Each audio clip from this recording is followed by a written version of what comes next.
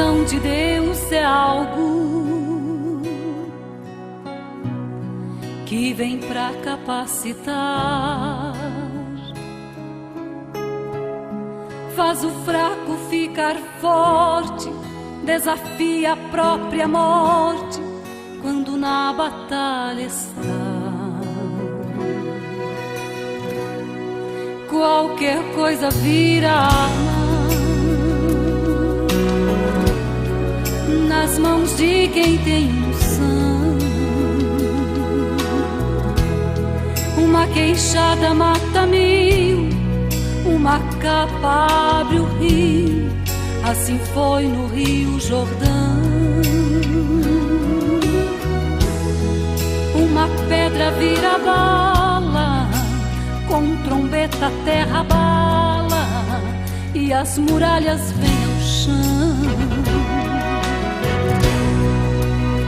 É na unção divina que você passa por cima do inimigo e vai, e aonde você chega a diferença faz.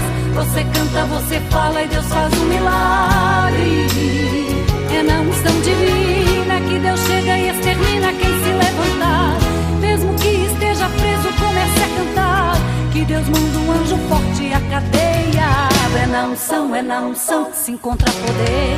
É na unção que se aprende a vencer. Quem é ungido vence, nunca é vencido. Em nome de Jesus você está ungido. É na unção que se encontra poder. É na unção que se aprende a vencer. Quem é ungido vence, nunca é vencido. Em nome de Jesus você está ungido.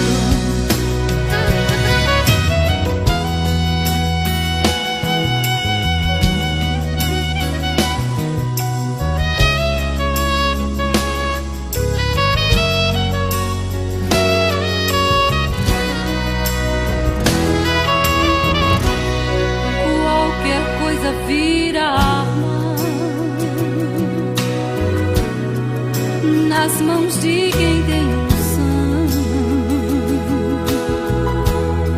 Uma queixada mata mil, uma capa abre o rio, assim foi no Rio Jordão.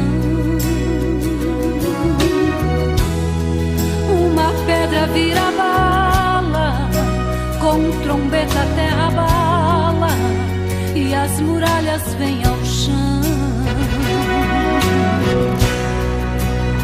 É na unção divina que você passa por cima do inimigo e vai, e aonde você chega a diferença faz. Você canta, você fala e Deus faz um milagre.